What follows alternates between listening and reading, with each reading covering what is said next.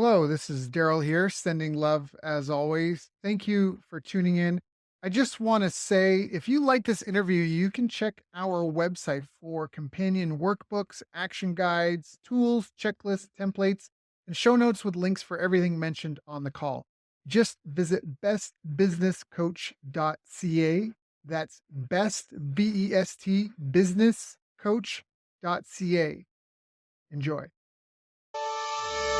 Hi, I'm Daryl Urbanski, and welcome to the Best Business Podcast. My mission is to help create 200 new multi-millionaire business owners. How? You'll do better when you know better. In my interviews, you'll hear from self-made millionaires, seven-figure business owners, authors, and world-class experts sharing how they did it so you can too without experiencing the same obstacles they did. Now, if you like this interview, please share it with a friend you think will benefit. They'll appreciate it, and I will as well. You can also connect with me on social media. Look for Daryl Urbanski, D-A-R-Y-L, Urban Ski, U-R-B-A-N-S-K-I, and add me so we can be friends. Now sit back, relax, and enjoy what I've prepared for you right here, right now. Hello, everyone. Thank you for joining us. My name is Daryl Urbanski, your host as always, and today we are joined by Melissa Forziat, a Seattle-based marketing consultant and event planner. Melissa currently works with small business owners and nonprofits to develop impactful events and strategic marketing plans. She is passionate about helping small business owners achieve success. Melissa has been involved in the 2006 and 2010 Olympic Winter Games, 2011 Rugby World Cup, and U.S. Olympic Committee.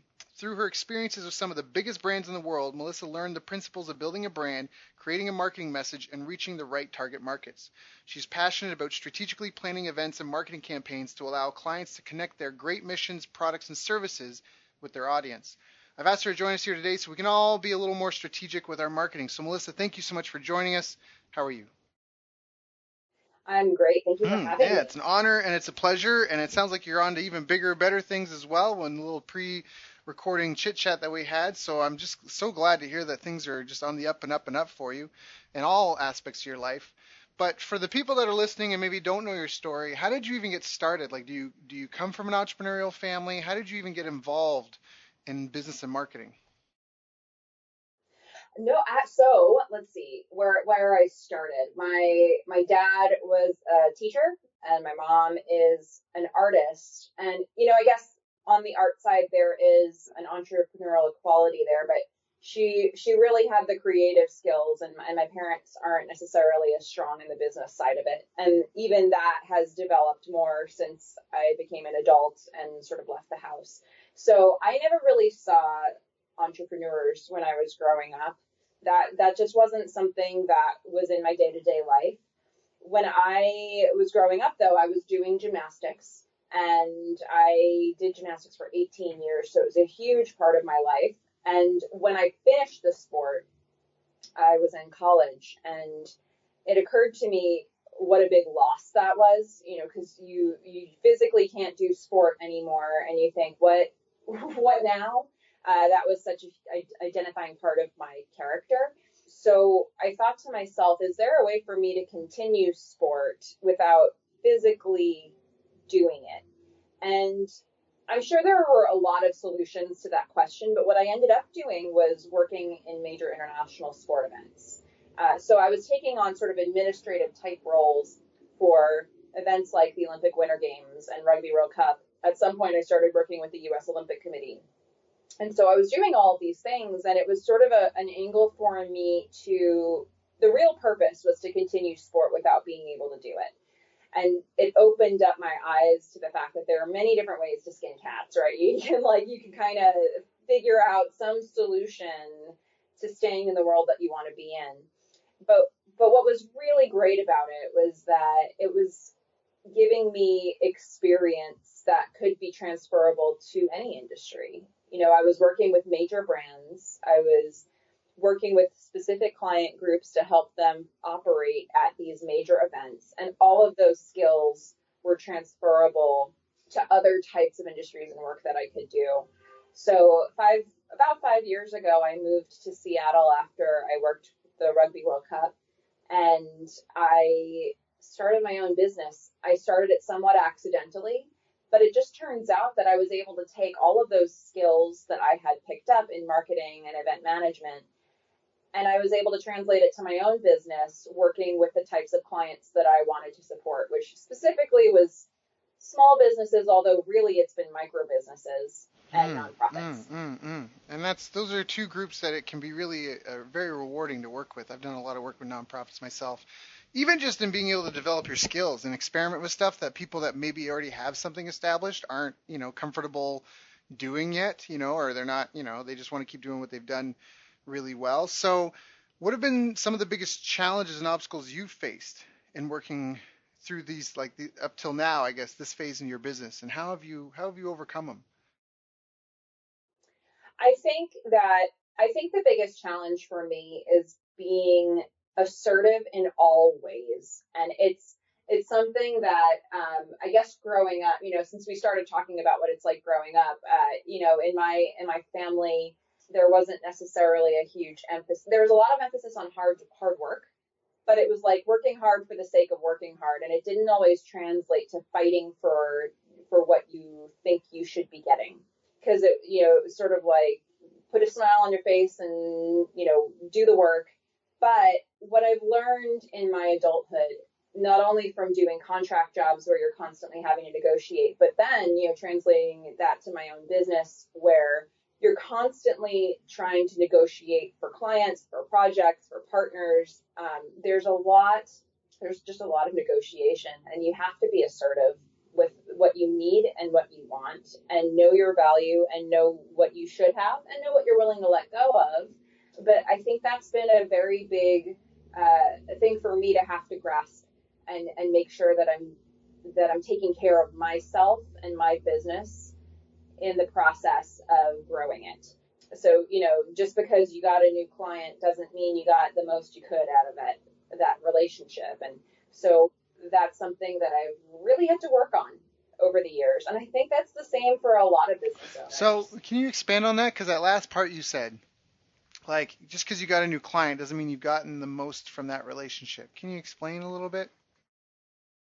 Absolutely. I think there's always this thing of not wanting to leave too much on the table. You anytime you're trying to make something new happen, there's the potential that you're not exploring it to its fullest and getting the most out of it. And I've really been learning how to try to squeeze every last drop out of these conversations, these relationships that you build. And it's not about being selfish, it's about how you can create the best partnerships and how you can help each other the most and come to the best win-win solution.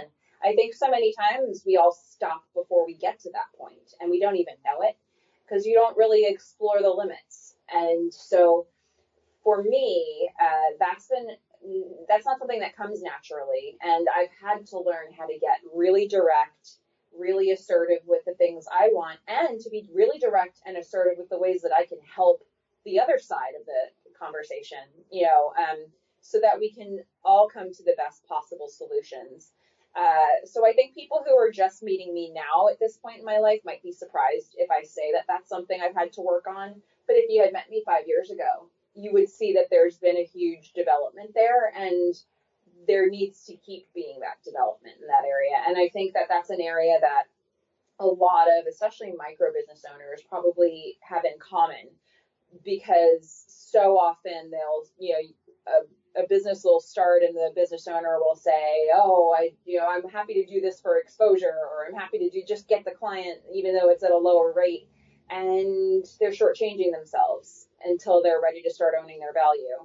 So it's a really important part of the process, and it's something that when I look at the marketing side of my business, that's all about how you frame yourself and how you frame your message. And so I can take those skills and show that to clients, not only for how they market the business, but how they negotiate and how they market Mm, mm, themselves. mm. Yeah, the one thing I love is your emphasis on going deep, because that's such an important part of any business. Like if you're in a one-off transaction industry, it's going to be it can be a really hard grind, but if you are in it for the life of the customer, or, as an event planner, you're in it for the life of that business. As long as that business is going to be having events, you're going to have, your foot in what they're doing, and, keeping abreast to what's new and happening. Like, you have to be in it for the lifetime. So I really like that when you said about going deep on the relationship. Because maybe you do take a hit off you have to be careful, right? Because if you take someone, like, I'm not interested in discounts, because once you attract, when you give someone a discount, you attract like a bargain buyer. And so there's tons of times, everyone listening to this has probably been in the mall at some point in time where someone was, picked something up at the grocery store in the mall, and they're like, oh wow, oh wait, it's this much, I'll wait till it goes on sale, right? And they put it down. They were ready to buy it, but they realized that, you know what I mean? Like, this store sometimes goes on half off, right? So they're going to wait. So discounts are a terrible way, but you might be willing to do some sort of creative thing in the beginning to build a relationship. But, there's got to be that back end payoff. You see that all the time, $1 trial, right? We're not making a ton of money in the front end, but you don't get a full month. You only get 7 days, and then after, you get charged for a full month at full month rate. But I love that part when you're talking about knowing your value, because a lot of people are afraid. Like, I've gone to the post office where I wanted to send things and I wanted it to get there as fast as possible. And the person at the desk has tried to talk me out of it and saying, yeah, but if you just wait, it'll get there in 6 days, but you'll pay half as much. And I'm like, yeah, but my goals are different than you. You know what I mean? Like, my goals are different than yours. Mm-hmm. Why are you trying? And from a business perspective, it's terrible. Like, the profit would have been greater. So I'm like, this employee, they think they're doing me a service, but really all they're doing is they're imposing their emotion and their situation, and their needs on me as the buyer. And so sometimes it's not even just going deeper. It's just getting out of your way and letting people tell you what they want. Like, I often do that. I say, are you more interested in a do-it-yourself solution, a done-with-you solution, or done-for-you solution? Because right off the bat, the person knows it's going to be more expensive to have someone do it for them than to do it with them, and the do-it-yourself might be the easiest. And so you kind of let people pick their own price, like, ask them what they want and give it to them. So I think that's an important point for anybody listening. If you don't have a pen and paper, maybe get one, because I think we're going to have some good nuggets in this call. If you write it down, I'll never have to read it again, but just by writing it down, you're more likely to remember it. So I think even just kind of absorbing these messages helps. The more you hear them, the more you start to fill those shoes. But until you start hearing messages like this, it's hard to live it, and it's hard to live it. So I think even just absorbing it is good, but the more you can start playing with these ideas and putting it into practice, it will only help your business grow. We're negotiating every day in life, all kinds of things. So to have these skills is something that's really important, no matter what. Yeah. Oh yeah. Even if you're an employee, you got to sell your ideas. You got to sell this new project you want to work on. You got to sell your boyfriend or your girlfriend or your husband or your wife. You got to sell your kids on going to bed. Learning to persuade and sell is a really powerful and important skill set that people undervalue. I was thinking about that earlier. A lot of people wish they could make more money, but if people spend as much time thinking about making money as they do thinking of other stuff, I don't think it'd be a problem. The problem is that people think about how do I make some money, and then they get some money, and then they start thinking about what to do for the person to deliver what they bought on, which is part of it, but that's not always where if you're trying to raise, like, that's the business owner's dilemma. Business owner's dilemma is, how do I not look away from growing the amount of money I make every month, and yet still keep my customers happy, still get my taxes done, still get, the lights turned on and off and the toilet cleaned? How do I do that? How do I keep my eyes exclusively on how much money we're making and growing that, and and have everything else taken care of?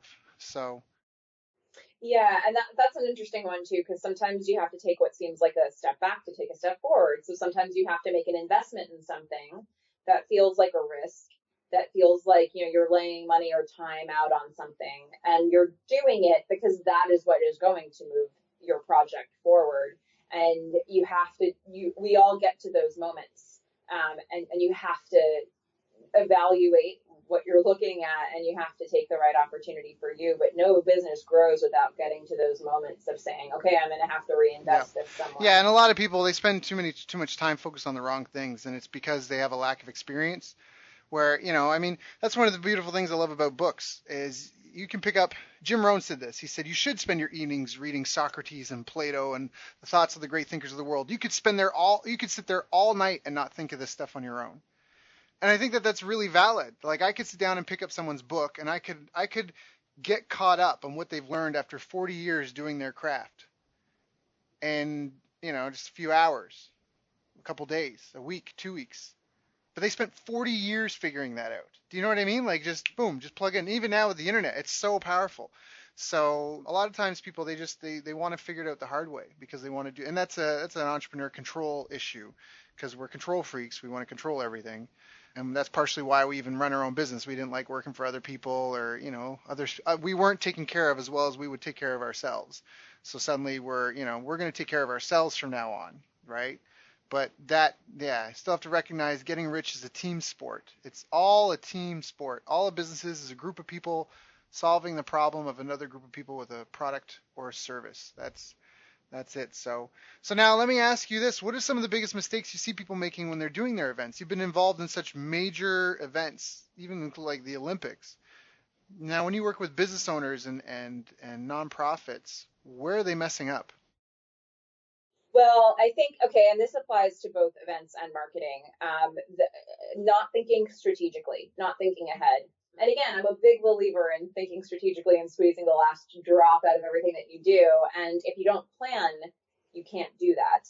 So an event is really a big marketing campaign. And there are different types of events. So sometimes it's an internal event, where you're providing employee education or something like that, but you're still basically marketing some message and you're trying to get somebody to buy into something. So, to me, events are just one version of a marketing campaign. And, there's this thing that tends to happen where people think about the sort of just the end result. Like, okay, I'm going to run this piece of it on the following date. This is the deadline for the launch of whatever. But they don't necessarily think about how many different opportunities there are before and after that to continue leveraging it and getting the most out of it. So instead of running 3 events in a year for your nonprofit, you could have one event planned and 3 months of lead up marketing and a month and a half of post event marketing.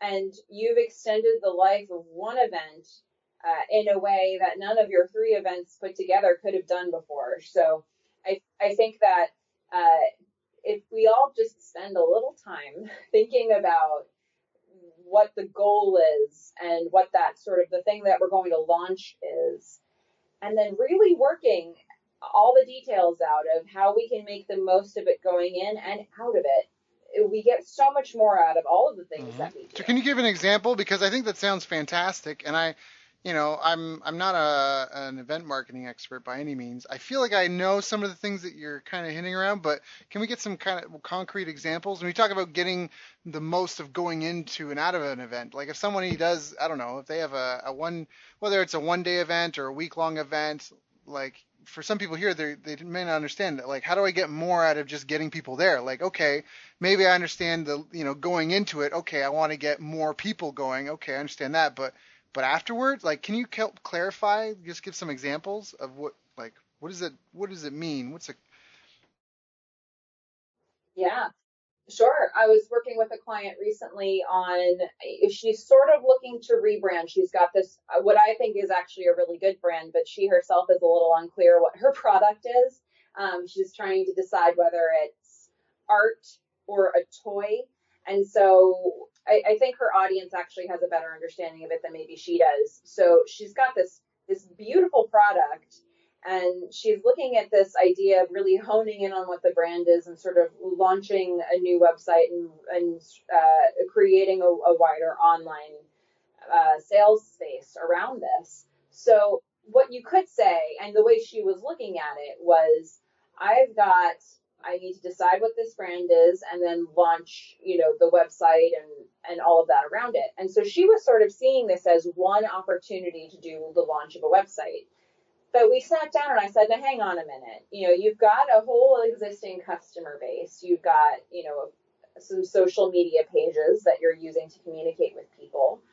why not involve everybody? So why not start by doing a survey? Ask your customers what they think your product is. But even before you do that, why don't you tease the survey on Facebook? And then after it, why don't you share some results in a variety of posts or in your newsletters? And then why don't you show them pictures of how their brand is evolving? And then, there's so many touch points that you can create. You could even, create a committee of people evaluating those results if you wanted, and pull in partners from the community or partners from the wholesale stores, the stores that are buying your product on wholesale. So there are so many ways that she could have made that big. And then even when the website launches, there are opportunities on the back end of that to remind people of the survey results, remind them that this is a reflection of what they chose and what they believed the brand to be. Get testimonials from people to say how much they think it resonates. So there's so many opportunities that went well beyond just the launch of a new website. And she just had to start thinking about them and to start realizing that this campaign could be something that lasted 6 months, and that she could get every last drop out of it if she really thought it. So those are some great concrete examples. Those are fantastic. So I love that. So getting a survey done, but if you're going to do the survey, first tease it a little bit, gives you an extra touch point, keeps you in front of your audience a little bit more, might get more people to even fill out your survey, even though some people feel like, but don't I just have to give them the survey? Well, no, you can kind of hint and tease and let them know that it's coming. And then when you do the survey, once it's done, why not share them with them, because they might be curious, not only their results, but hey, this is what you answered and these are what the other 40 people that took it answered. So that's a really good concrete example. Now, I guess, what would you recommend to someone who maybe doesn't have someone like you on their team? They may not even have a big team. They're just struggling and starting out with getting an event going for their business. Are there any key fundamentals that they need to make sure that they have in place, like a bare bone skeleton that you would recommend to any of those types of people? Yeah, well, an event is a much more complex endeavor, but I think with any marketing that you do, the first question is, who is your target market? Who are you trying to reach? And what is it those people need to see? And everything that you're doing needs to center around that. So if you can't answer that question, you really need to take a step back and figure that part out. With events, it's especially complicated because, a lot of the marketing that we do that's not events, we can target it specifically at one group and know that we're reaching that one group with a very particular message. With an event, you're actually reaching a lot of different target markets all within the event, right? So you might be trying to reach attendees, people that you want to come to the event. You might be reaching partners or vendors, people that you want to enhance your event. You might be reaching sponsors, people who have a financial vested interest in what your event is providing, and they're probably trying to reach your attendee audience. You might be trying to reach volunteers or staff who are going to help you to implement it, and you actually have to treat each of those as a group that you're marketing to in the overall event. So events are actually a little bit more complex because if you can't just answer with one target market. Chances are you've got a lot more going on than that. It's much more layered. With any other marketing campaign, though, you can really look at what's the message I'm trying to get across, who am I trying to get it across to, and you can be laser focused about that. And the more laser focused you are, the more effective it'll probably be. So I would say the first thing for people to consider is knowing exactly who their target market is, and that is not always a question people can answer, and that's not good. We want to know that before we do anything. Right, because otherwise you don't know anything. And it is, a lot of people are just like, but I want to help people. The people who are interested will come, right? That's how we do it. The people that know. Yeah, I hear it a lot, like, oh, but my thing is good for everybody, and it may be good for everybody. But the problem is that, and this is an example that I do like to give sometimes, if you are in a crowded room full of people and you're trying to get your friend's attention and your friend is all the way on the other side of the room in a conversation with somebody else, if you want to get that person's attention, it's not a good idea to stand exactly where you are without moving and just shout "hey" at the top of your lungs. Like, because you're not really cueing them in any way that you want to have a conversation with them. So you end up, they're too far away. They don't know that you're talking to them. They might not even hear you. And the people around you aren't really sure if you're talking to them. So you've interrupted their conversation, and then they realize, oh, I wasn't the hey you were trying to get. And then they go back and they keep their conversation going. They're probably a little bit annoyed because you interrupted them. And that's what marketing is like, right? It would be way more effective if you knew you were trying to reach somebody to walk over to them, tap them on the shoulder, say their name. And now they know they should be listening to you. Until somebody knows they should be listening to you, they're not listening. So, that's so much of what marketing is about. And once you've got their attention, now you have to hold it, because we might get somebody's, now in today's day and age, you might get somebody's attention, but you might get it for 2 seconds. In a lot of platforms, you probably have it for 2 seconds or less. So how do you keep it longer than that so that you can become a long-term memory instead of a short-term memory that they purge? This is what we have to think about as people who market in any format, whether it be an event or some other marketing campaign, social media marketing or advertising, any of these things that you can do to get your message out there. We have to be thinking about, how do we get the right people's attention, and then how do we keep their attention? So that's really the name of the game here. And the better we get at that, the more likely we will be to convert the people that we want to attract. No, I agree wholeheartedly. I loved everything that you said there. I think it was on point, and the example is a great example, because if you're for everybody, you're for nobody, right? Like, people, you need to have that. Oh, this is for me. Like, anytime hey, hello, hey, fellow Americans, hey, Canadians, fellow Canadians, hey, like, okay, but that's not. You see that in messages, or when people are like on TV and stuff, and I'm like, but that's not the same. It's not the same as being like, hey, are you, like, it's just having such a compelling, hey, George, hey, Jeff, hey, anybody going to this place? Bus is leaving. Yeah. And yeah, and what it really comes down to is, sometimes I think people avoid doing it because they think that by pinpointing so carefully one particular target market, they're excluding all this potential income. You don't have to have just one target market. You can have many different target markets, but it needs to feel like a personal conversation with that particular target market every single time you have it. So when you're talking to George, talk to George. When you're talking to Mary, talk to Mary. But you can't cross those messages, right? And both of them will be more attentive if your conversation is specific to them. So it takes a little bit more effort for us to do that, but we're But in business. it's We also got to just do being it. realistic about it, because you even mentioned in the beginning, and I don't think anybody even noticed this, but you talked about at the event, there's different groups to coordinate with. There's attendees, there's the affiliates or promoters, there's the staff and the volunteers, which are two different groups. Someone who's getting paid to do something versus someone who's there to help you out might need to be treated a little bit differently, might be allowed either more or less flexibility in the hours that they work or whatever. And even just appreciation. A staff that you're paying, you may not stop to thank as much as someone that is a volunteer, and they're bringing some equipment, and they've got like this type thing coming along with them. And then you've got the sponsors, and that's almost like you say, like, you can have more than one target market, but it's a unique conversation for each group, and that's, I think, one of the really most powerful things. And you mentioned all that list of all those different people. And for a lot of them, I'm listening to this call, I'm sure they just, well, of course, oh yeah. Like, even me, I wrote them down because I was like, right. Because I already know that. I've already done things with that. But to segment it out and be really clear on that, it's common knowledge that, oh, yeah, right. Remind me of that. But when you talk about target marketing, it's the same thing.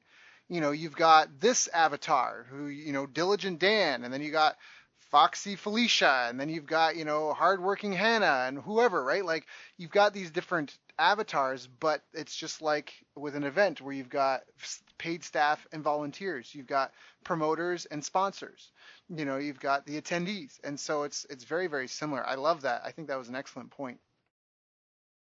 Yeah, and like you said, it is a completely different message. If you're marketing an event and you're trying to reach the people you if it's a fun event and you want to reach the people that you hope will attend it, your message is, oh, look at all these fun things you can do. Do you like this? You'll love this event. Do you like this? You'll love this event. And it's all about all the things they'll get to experience and all the value they'll get for whatever the cost of admission was.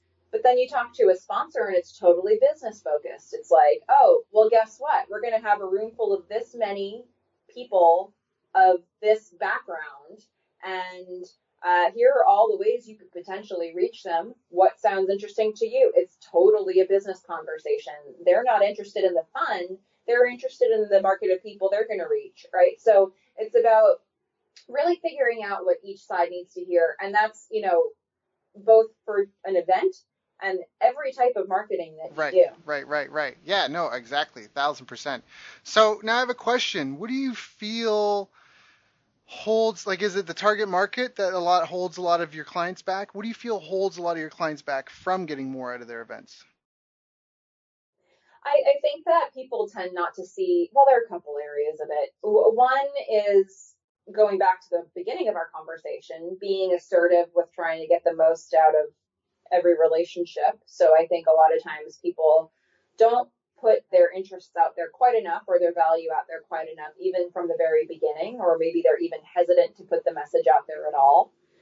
But there's a second level then. Once you start doing that, you have to get the most out of everybody, right? So one of my favorite things to work on with clients is creating like a marketing funnel for them and making sure they understand once you have somebody's attention, how do you then grow that person as big as they can be in that part of your funnel, in that part of your pipeline, right? So how can you take them from hearing about you from that very first time to becoming your best customer, to becoming your best referral source, to becoming your most loyal advocate, or your best partner, whatever it is that they're doing for you and you're doing for them, how can you make that the absolute most it can be? And I think that a lot of the people that I work with don't have that big picture at all. Sometimes they're doing things very tactically, and so they're doing things that are going nowhere.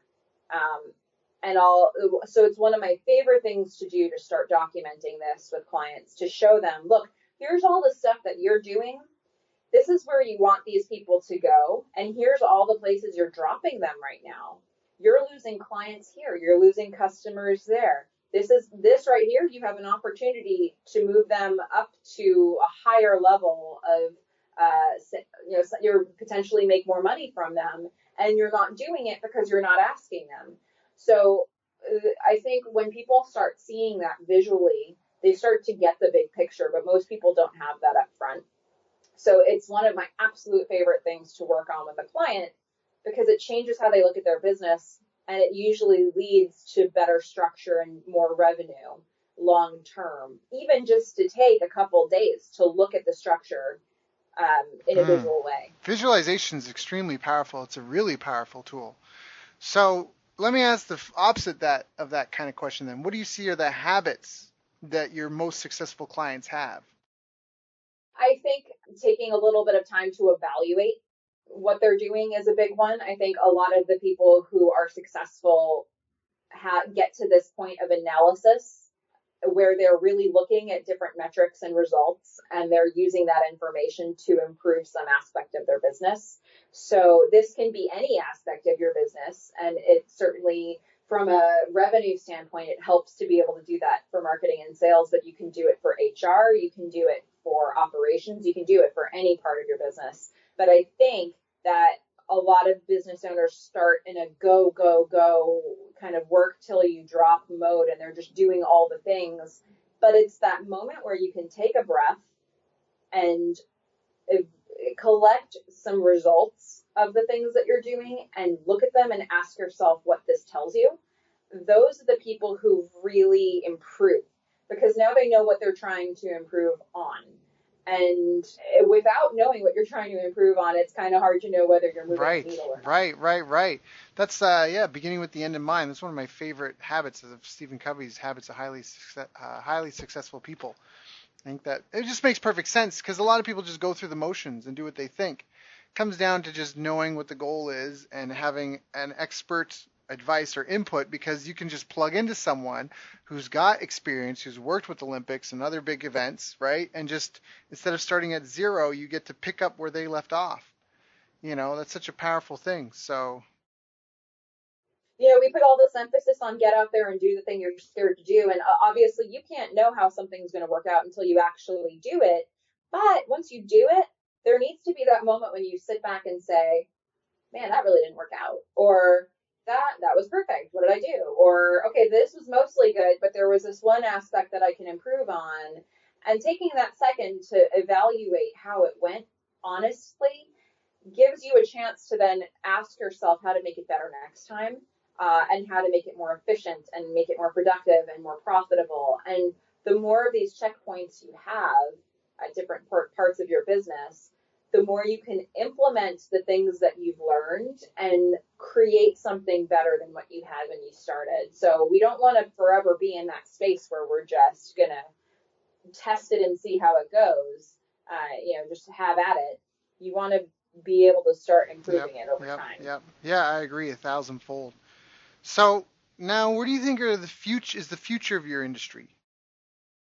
Oh, the future of, so again, there are two sides of the business, right? So events and marketing. And I think the future of the industry is, great question. The future of the industry is for people to continue to evaluate the tools that are around them and make the most of them. So in the marketing space, from a technology standpoint, there are constantly new developments coming out, because customers are using different tools all the time.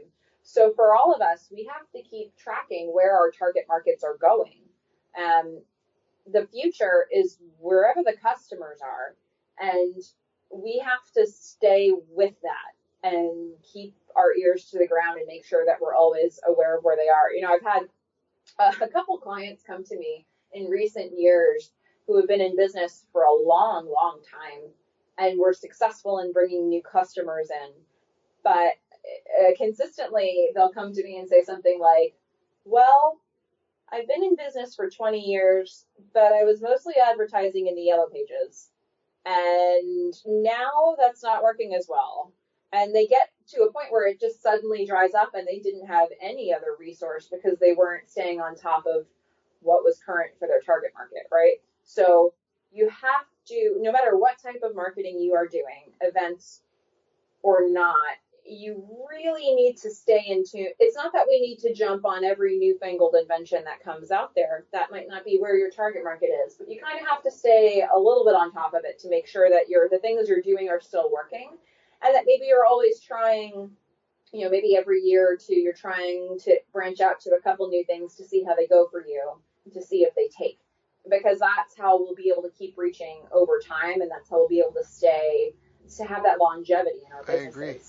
Yeah, it's kind of interesting where the future is going to go. I like asking that question because there's so much speculation now, and technology is advancing so fast, and everybody's level is coming up. So it's interesting to see what other people think. So now, what do you feel has been the best advice anyone's ever given you? Yeah, I have an easy answer to that one.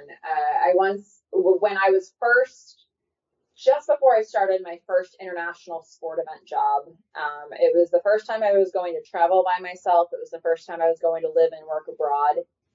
And somebody that I was working with at the time said to me, accept invitations.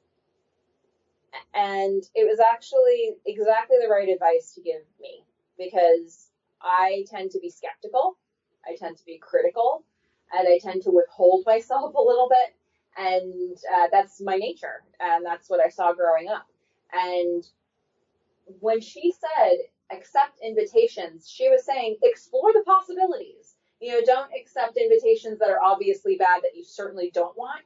But if you're kind of intrigued by something, if you're kind of interested, if you're maybe a little scared or hesitant, but you kind of like the idea, accept the invitation and see where it goes. And I think that's something that has been a guiding principle for me since I heard her say that. It was just perfectly said, just 2 words, and it really teaches you that maybe sometimes just say yes if that's where your gut is going, say yes and then Mm-hmm, figure it out. mm-hmm, mm-hmm.